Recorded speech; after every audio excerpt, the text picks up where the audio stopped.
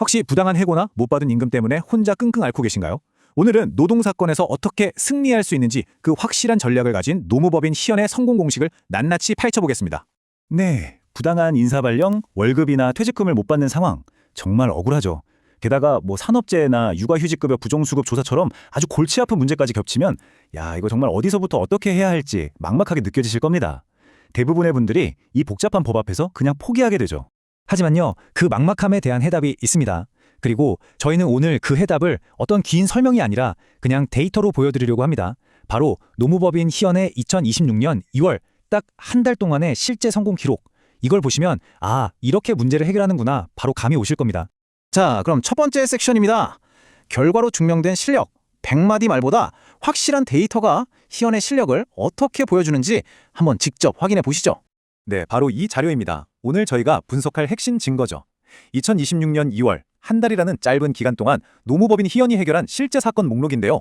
부당해고 구제 신청, 임금체불, 산재까지. 와, 정말 다양하죠? 이 안에는 근로자들의 억울했던 사연, 또 반대로 기업들의 난처했던 상황이 모두 담겨 있습니다. 한번 자세히 들여다볼까요?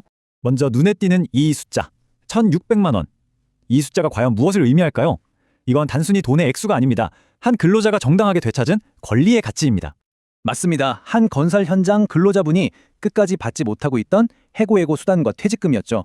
근데 여기서 중요한 건 그냥 적당히 합의한 게 아니라는 겁니다. 노동청이 이 돈 전액 다 지급하세요라고 직접 명령을 내린 가장 강력한 조치인 시정 지시를 받아낸 거예요. 이건 완전한 승리라고 할 수 있죠. 희연의 전문성은 한 분야에만 머물지 않습니다. 이 표를 한번 보세요. 대기업의 부당한 인사 발령 사건은 근로자 입장에서 화해로 멋지게 풀어냈고요. 반대로 사업주를 대리해서는 부당한 퇴직금 청구를 합의 취하로 깔끔하게 방어해냈습니다. 또 새아이를 키우는 워킹맘의 억울한 조사는 정당한 수급자로 인정받게 했고, 몸이 아픈 제조업 근로자의 질병은 산업재해로 승인받게 만들었죠. 정말 전방위적이죠? 여기서 끝이 아닙니다. 오히려 더 깊이 파고들면 아주 까다로운 사건들에서 희연의 진짜 실력이 드러나는데요. 예를 들어 요즘 기준이 엄청나게 까다로워진 육아휴직급여 부정수급조사. 여기서 세 자녀 워킹맘을 변호해서 아니다, 이분은 정당한 수급자다라는 걸 완벽하게 입증해냈습니다.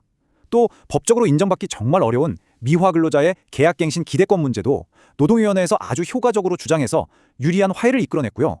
바로 이런 복잡하고 어려운 사건이야말로 진짜 실력을 판가름하는 척도가 되는 겁니다. 자, 그렇다면 이렇게 놀라운 결과들이 그냥 운이 좋아서 만들어진 걸까요? 당연히 아니겠죠. 이제 두 번째 섹션에서는 노무법인 희연만이 가지고 있는 아주 특별한 승리 공식의 비밀을 한번 열어보겠습니다. 그 승리 공식의 가장 핵심적인 무기, 바로 균형 감각입니다. 이게 무슨 말이냐면 희연은 근로자의 편에 서서 싸우기도 하지만 동시에 사용자, 즉 회사 입장에서 경영권을 방어하는 사건도 대리한다는 거죠. 이건 창과 방패를 모두 다룰 줄 안다는 뜻입니다.